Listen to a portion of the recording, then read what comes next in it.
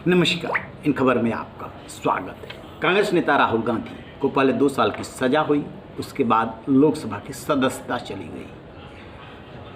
न सिर्फ कांग्रेस बल्कि पूरे विपक्ष में हाहाकार है कि बदले की भावना से कार्रवाई हो रही है, देश में लोकतंत्र पर खतरा है, वगैरह वगैरह। 2024 का चुनाव सामने है और उसी के मद्देनजर चाहे सत्ता पक्ष हो या विपक्ष, दोनों की रणनीति है।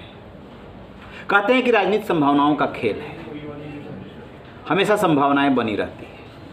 लोकतंत्र में खासतौर से पार्लियामेंट्री फॉर्म ऑफ गवर्नमेंट में हमेशा विपक्ष का काम होता है कि वो सरकार बनाने का प्रयास करे, सत्ता में आने का प्रयास करे।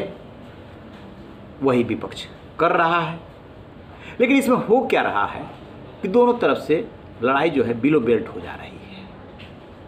खैर, हमारे आपके कहने से तो कोई मानेगा नहीं, क्योंकि सत्ता में बड़ी ताकत होती है। उसे पाने के लिए और जिसके पास है उसे बचाने के लिए दोनों संघर्ष कर रहे हैं। सवाल ये उठ रहा है कि राहुल गांधी के खिलाफ जो कार्रवाई हुई, बेशक ये कहा जाए कि अदालती कार्रवाई है और ये लोकतंत्र की मजबूती है भारत में, लेकिन जो समय है उस समय की वजह से सवाल तो उठ रहे हैं। और जिस तरीके से उस फैसले के बाद आनन फानन में लोकसभा से नोटिफिकेशन जारी हुआ, वेबसाइट से नाम हटा, उससे भी पता चलता है कि सत्ता पक्ष किसी भी सूरत में बख्शने के मूड में नहीं है। अब सवाल ये उठता है कि कांग्रेस क्या करेगी और इससे कांग्रेस को क्या फ़ायदा होगा। तो आपको बता दें कि राहुल गांधी ने सदस्यता जाने के बाद जो पहला ट्वीट किया है, उसमें कहा कि मैं देश की आवाज़ के लिए लड़ता रहूँगा। कल ही डीपी बदल दिया था कांग्रेस ने सभी सोशल मीडिया प्लेटफॉर्म पे, डरो मत, देश भर में धरने प्रदर्शन हो रहे हैं। कांग्रेस दफ्तर पे भी धरना प्रदर्शन। बहन प्रियंका खासा हमलावर है, उन्होंने पीएम मोदी को डिक्टेटर तक बता दिया है और कहा है कि हम डरने वाले नहीं हैं। एक के बाद एक 4 ट्वीट किए। अभी कांग्रेस की मीटिंग चल रही है, जिसमें कि कांग्रेस अध्यक्ष मल्लिकार्जुन खड़गे, सोनिया गांधी और तमाम बड़े नेता हैं, अपनी रणनीति तैयार करने में जुटे हैं। देखिए, राजनीतिक दलों का काम होता है कि जब भी कोई मुद्दा सामने आए तो वो ये देखते हैं कि कैसे इसे पब्लिक के बीच में पहुंचाया जाए कि उसे लाभ हो। इसी रणनीति पे कांग्रेस काम कर रही है।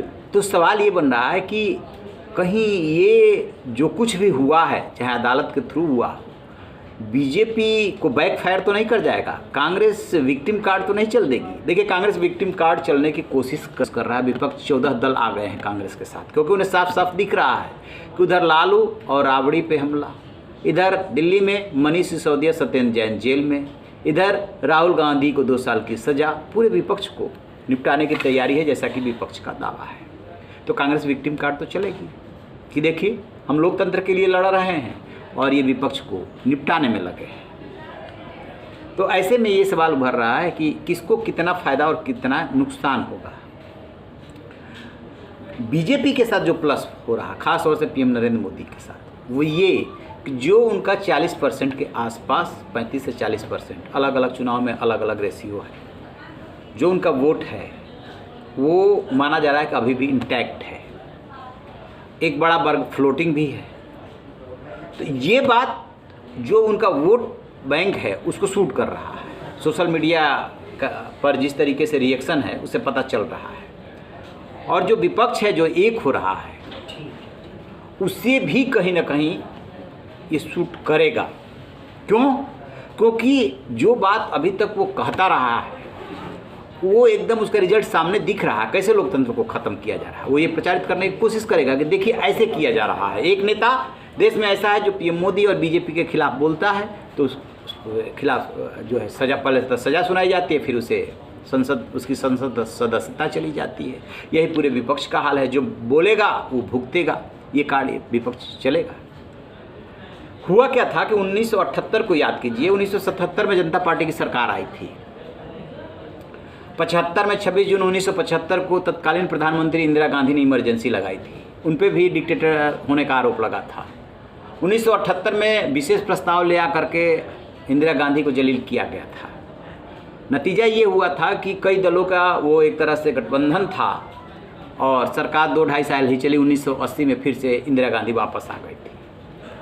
इसमें भी ये कहा जा रहा है कि वही वाले दौर की याद आ रही है, यानी कि एक आदमी के हाथ में सत्ता है, जैसा चाह रहा है वैसा हो रहा है।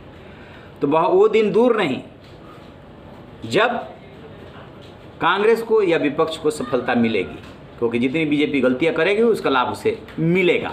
सोशल मीडिया पे 1978 और 2023 करके और तस्वीरें पोस्ट की गई है। एक तरफ दादी इंदिरा गांधी की तस्वीरें हैं और दूसरी तरफ जो है राहुल गांधी की 2023 की तस्वीरें प्रदर्शित की गई है, और ये यही बताने की कोशिश हो रही है कि अल्टीमेटली जो है सत्य की विजय होगी।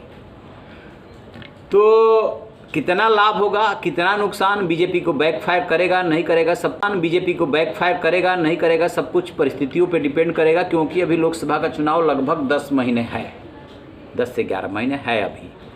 और देखने वाली बात ये होगी कि क्या कांग्रेस समेत पूरा विपक्ष इस कार्ड को खेल जाता है ठीक से, लोगों के मन मस्तिष्क को झकझोर देता है, या बीजेपी ने जो सोच करके राहुल गांधी से लंदन वाले बयान पे माफ़ी मांगने को कह रही थी और अब जो है अदालती फैसले के बाद सदस्यता गई है, तो उसका तीर जो है निशाने पे लगता है। इस पे हमारी नज़र रहेगी। रहिए बेखबर, देखते रहिए इन खबर। Thank you.